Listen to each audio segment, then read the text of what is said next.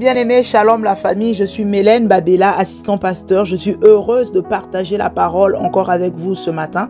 Avant de commencer, nous allons rendre grâce à Dieu. Père, nous te sommes reconnaissants, nous te disons merci. Merci pour tout ce que tu fais, ta fidélité, ton amour, tes bontés qui se sont encore renouvelées dans nos vies. Nous te sommes reconnaissants pour ce jour que tu as fait et nous croyons et déclarons que c'est un jour de joie pour nous. Merci pour ce que tu vas encore faire avec nous au travers de ta parole et en ce moment. Que toute la gloire te revienne, Père, au nom de Jésus. Amen. Une fois de plus, bien-aimés, bienvenue à notre temps de méditation de ce matin. Notre passage de ce jour se trouve dans Proverbe 3 à partir du verset 5. Nous allons lire Proverbe 3 à partir du verset 5. Donc nous allons lire du verset 5 au verset 6. Nous lisons la parole du Seigneur. Confie-toi en l'Éternel de tout ton cœur et ne t'appuie pas sur ta sagesse. Reconnais-le dans toutes tes voies et il aplanira tes sentiers. Nous voyons la parole de Dieu nous exhorte de nous confier de tout notre cœur au Seigneur. Non pas de manière partagée, mais que de tout notre cœur que nous puissions nous confier au Seigneur et de le reconnaître dans toutes nos voies. Comme moi, peut-être tu as remarqué aujourd'hui, il y a des chrétiens qui sont dans l'église, mais qui sont affables, qui ne savent plus quoi faire, qui ne peuvent plus rien faire. Ils attendent que Dieu fasse. Ils attendent que Dieu accomplisse ses promesses, que Dieu fasse des choses dans leur vie. Mais ils sont là, eux-mêmes, ils ne font rien, ils ne bougent pas, ils ne changent pas des choses, ils ne se posent pas de questions, mais ils sont là. Et il y en a d'autres qui se disent, c'est comme ça. Qu'est-ce qu'il faut encore faire? On a tout fait, on a prié, on a jeûné, on a fait des choses qu'on nous a demandé de faire, de la manière dont on nous a dit de le faire. Je l'ai fait, mais je ne vois pas le résultat. Et même si il ne te dit pas ça clairement, mais tu le vois à son attitude. Tu vois des personnes qui tournent en rond, qui font du surplace. Tu le sais, tu te sens pas bien, tu dis mais je suis là, mais tu as carrément perdu goût même de la vie chrétienne. La vie chrétienne n'a plus vraiment son sens. Mais tu es là, tu te dis Dieu va faire. Et c'est devenu comme une fatalité. Tu ne sais plus par où passer, tu ne sais pas par quoi commencer. Tu as l'impression que les choses ne vont pas changer de toute manière. Je suis là, j'attends la volonté de Dieu. Dieu fera en son temps. Ça, c'est dû simplement aux enseignements, aux mauvais enseignements où on se dit c'est Dieu qui fait tout. Dieu nous a fait des promesses, on ne fait qu'attendre. Et même quand quelque chose ne va pas, on met tout sous couvert de la volonté de Dieu. On ne fait rien, on ne cherche pas. On dit non, c'est pas de ma faute, c'est la volonté de Dieu. Et quand ça continue, ça s'empire. Et à un moment donné, on perd complètement pédale. Et vu qu'on le sent, on ressent que notre vie n'avance pas, que notre vie ne fait que rester là, stagne. Et soit on se dit c'est l'église qui n'est pas bien, c'est le pasteur ou c'est quelqu'un. On cherche des boucs émissaires et nous-mêmes, on ne se pose pas de questions.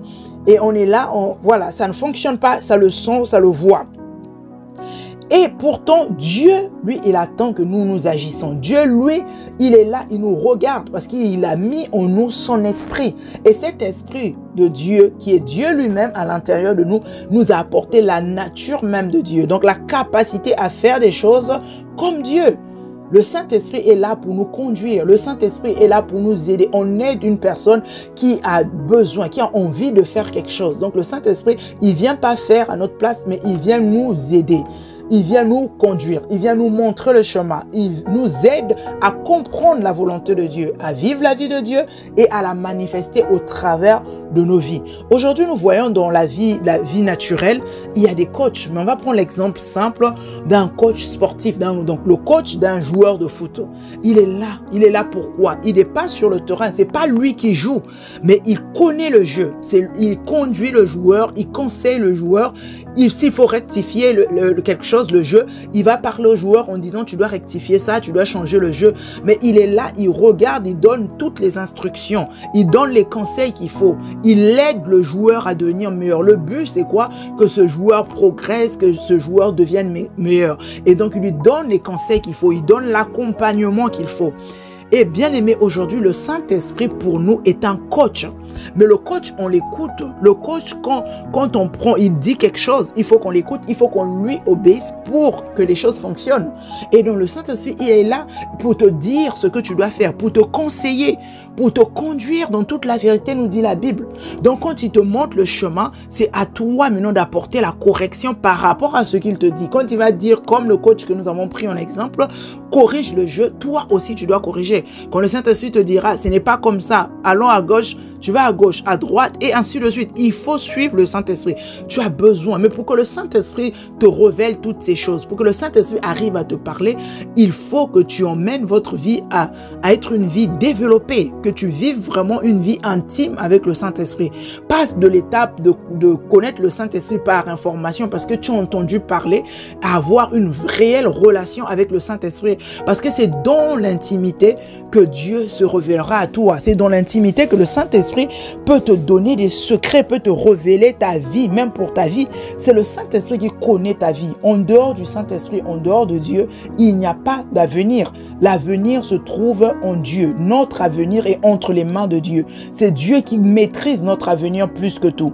Et le Saint-Esprit est là pour nous montrer le chemin qu'il faut emprunter pour atteindre cet objectif, pour pouvoir accomplir la destinée que nous devons accomplir de manière excellente, en gloire, pour la gloire de Dieu. Cette destinée en Dieu et avec Dieu. Le Saint-Esprit nous conduira dans ça. La Bible dit que Dieu lui-même, il parle. Dans Jérémie 29, 11, il dit, je connais les projets que j'ai formés sur vous.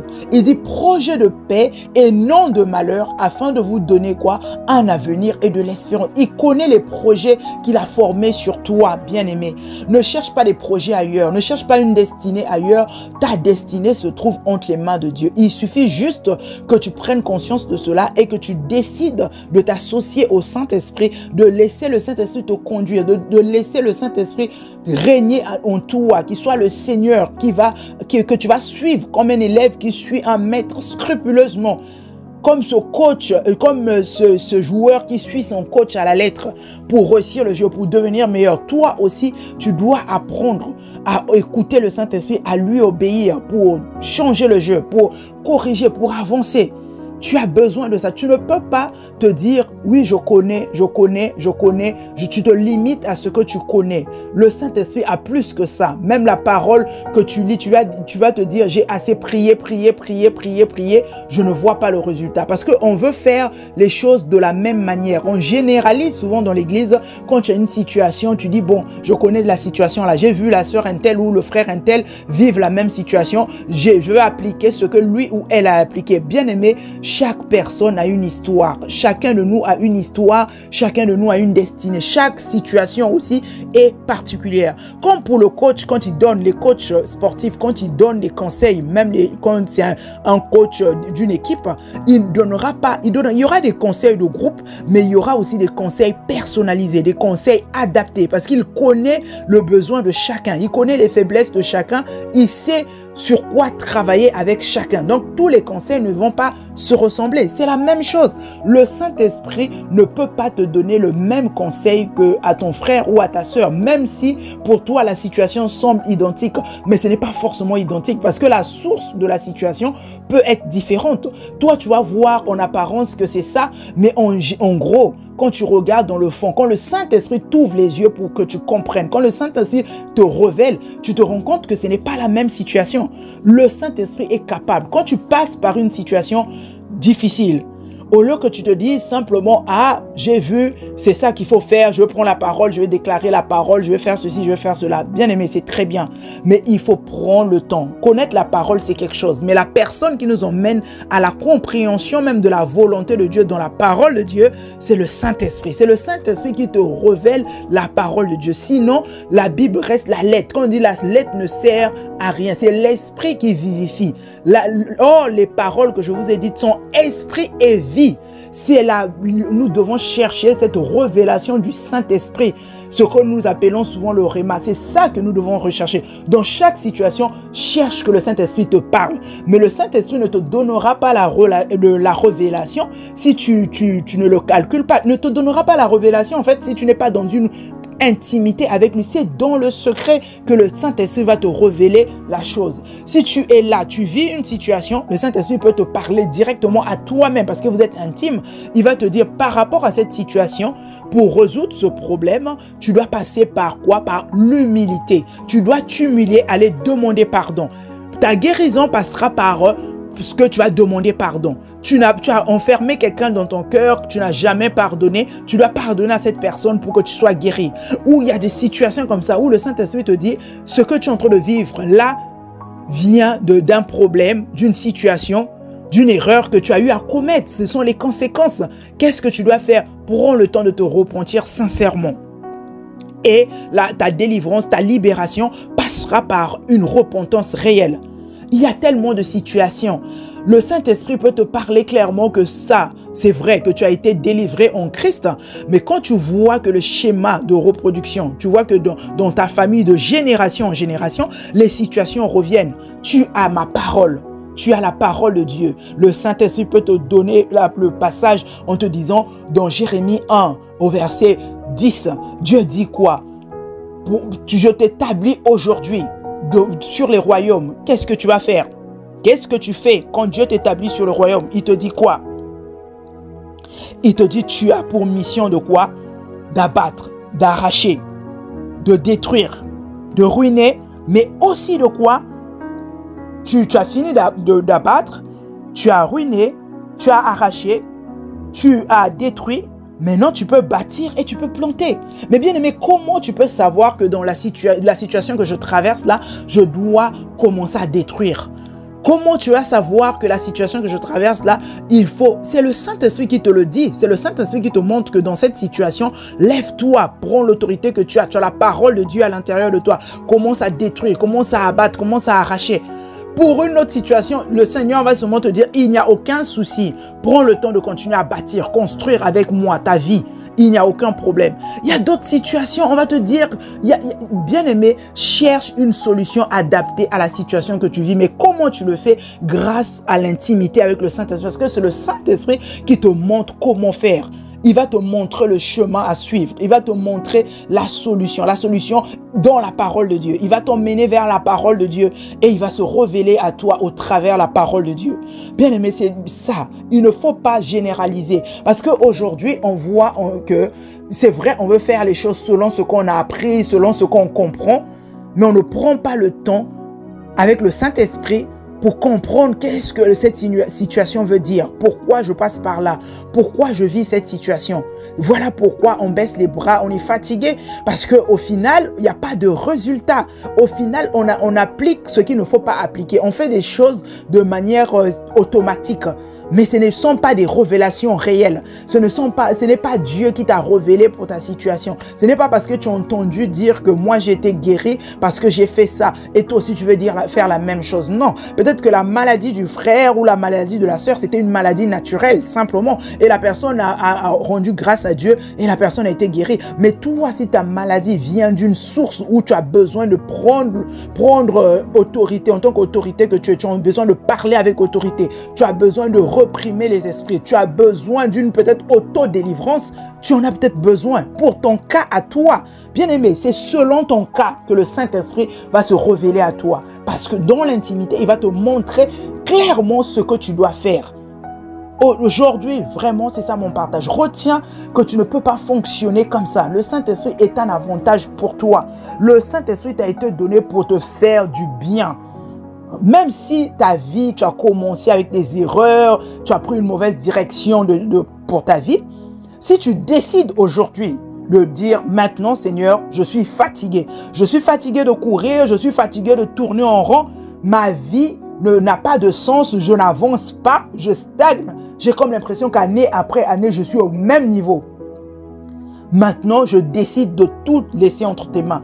Maintenant, je décide de me confier totalement à toi. Je te laisse tout. Je te confie mon cœur tout entier. Je te fais confiance. Tu verras que le Saint-Esprit est capable de t'apporter l'aide, t'apporter ce qu'il faut pour que toi-même que tu corriges là où tu dois corriger et il va restaurer ta vie. Il va réécrire ton histoire. Celle qui avait mal commencé, il réécrit pour que l'histoire soit une histoire qui glorifiera Dieu, qui va glorifier Dieu. Toi-même, ou là où même les êtres humains se disaient c'est fini pour son cas, ah non, vraiment c'est mort. Par rapport à tout ça, ce qu'elle a fait ou ce qu'il a fait, ça, on n'a plus d'espoir. Mais c'est là où Dieu commence. Là, quand tu décides maintenant de lui donner totalement ta vie, oui, c'est pas parce que te dis chrétien. Non, ce jour-là, tu donnes le règne à Dieu. Tu l'acceptes. C'est vrai que nous disons, nous l'avons accepté comme Seigneur et Sauveur. En réalité, bien aimé, nous savons des fois que nous menons notre vie à notre manière. Nous gérons nos vies comme nous voulons. Mais ce jour où tu prends la décision de dire, Seigneur, maintenant, ma vie t'appartient. Maintenant, prends le règne. Sois le Seigneur réel, le maître. C'est ce jour-là que tout commence. Ce jour-là, il réécrit ton histoire. Il change tout. Et il te conduit. Tu n'auras plus à commettre les erreurs. Il te donnera, il te dira, là ne va pas, à gauche, non, non, non, c'est pas bon. Il va te montrer, il va t'ouvrir les yeux et tu seras capable de comprendre qu'est-ce que Dieu attend de toi concrètement. La Bible dit clairement que ceux qui marchent selon l'esprit, on voit le fruit qu'ils produisent.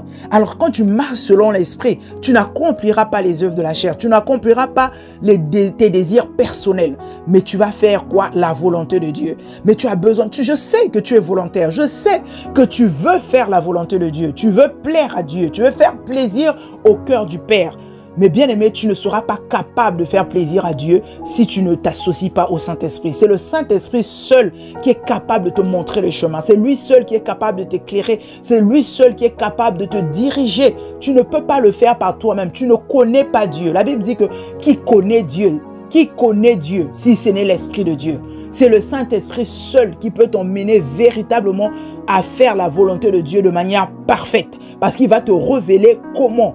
Et il va te montrer ce qu'il faut corriger, ce qu'il faut améliorer, comment te développer, comment peut-être prier, comment faire tout ce que tu as à faire. Il va te le dicter et tu feras la joie du Père. Bien-aimé, sois fortifié. Mais vraiment, ça décide de te dire aujourd'hui, Seigneur, maintenant, toi et moi. C'est fini ma manière de fonctionner à ma manière. Je refuse de continuer avec mes perceptions. Je refuse, je décide de changer ma mentalité, de renouveler ma manière de penser, de m'aligner à ta volonté, de m'aligner à ta parole, de laisser le Saint-Esprit conduire ma vie. Je lui laisse conduire ma vie maintenant pour tout et en tout, dans tous les domaines. Je lui donne la clé de mon appartement, là où il y a tout le trousseau. Pas que des clés où je garde, non. Maintenant, là, Seigneur, prends place.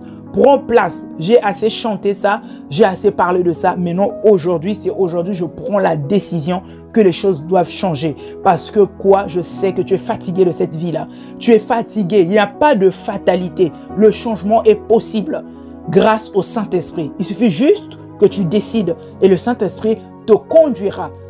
Et toi, tu prendras le soin de corriger, d'apporter les corrections pour que la vie d'hier que tu regrettes aujourd'hui ne soit pas le présent. Le présent d'aujourd'hui ne soit pas comme hier que tu regrettes aujourd'hui. Mais que véritablement avec le Saint-Esprit qui te conduit, que tu puisses avoir un futur meilleur. Que ta destinée s'accomplisse véritablement pour la gloire de Dieu. Amen. Nous allons prendre le temps vraiment de dire merci à Dieu, de prier ensemble. Bien-aimé, prends le temps de prier. Tu vas prier avec moi. Tu vas prier avec moi en disant le je. Nous allons prier. Moi aussi, je veux dire je. Que chacun prenne le temps de vraiment élever la voix là où tu te trouves. Prends le temps d'ouvrir ton cœur au Seigneur. Père, nous te sommes reconnaissants. Nous te disons merci. Merci pour ta parole qui nous fait du bien. Merci Seigneur parce que ta parole vient encore nous éclairer ce matin. Oui, longtemps j'ai mené ma vie à ma manière. J'ai voulu fonctionner comme bon me semblait. J'ai fonctionné selon mon éducation, selon mes désirs, selon mes envies, selon ma perception. Aujourd'hui, je prends la décision d'abandonner toute chose, de dire maintenant, prends le contrôle. Prends le contrôle de ma vie, non pas comme je l'ai dit hier, mais aujourd'hui, Seigneur Saint-Esprit, prends totalement place, prends totalement le contrôle. Sois le Seigneur véritable et le Maître qui va conduire ma vie. Je te laisse conduire ma vie. Je te confie mes projets, je me laisse totalement guider par toi. Parce que je sais que c'est toi qui connais ma vie mieux que moi. Tu connais mon avenir mieux que moi-même. Mon avenir est entre tes mains, Seigneur. Alors je refuse de fonctionner à ma manière. Je refuse de faire les choses à ma manière. Parce que depuis longtemps que j'ai commencé à le faire à ma manière, ça ne fonctionne pas. Je tourne en rond. Je n'avance pas. J'ai l'impression de stagner année après année. Aujourd'hui, je m'arrête là et je te laisse le contrôle au nom de Jésus. Seigneur, merci. Merci pour ta parole.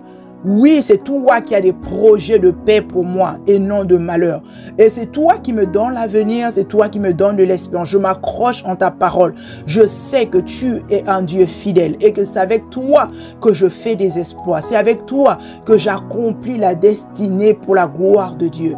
Seigneur Saint-Esprit, merci. Merci Seigneur pour tout ce que tu fais. Merci Père.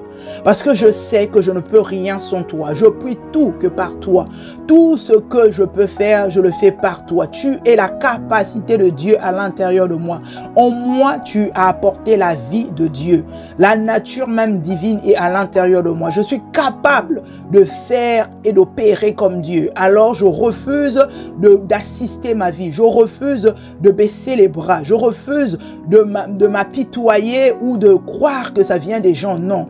Maintenant, je prends juste la décision de regarder à toi, de t'écouter, d'être attentif à ce que tu vas me dire.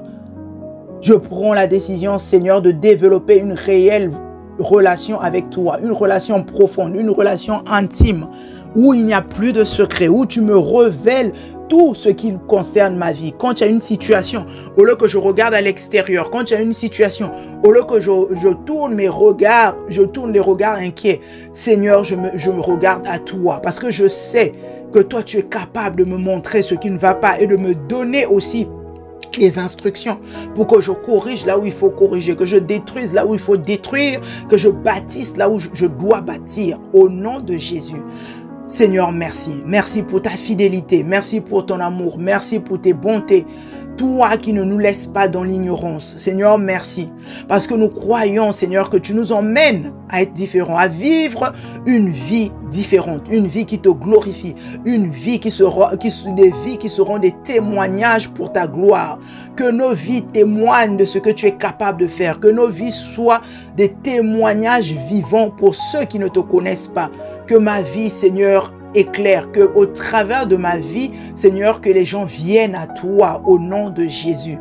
Que je n'ai plus besoin de parler, mais qu'en me voyant, que toi tu sois transmis, que toi tu sois visible, parce que tu es totalement avec moi, parce que tu te dilues, Seigneur, en moi, à force, Seigneur, d'être ensemble chaque jour.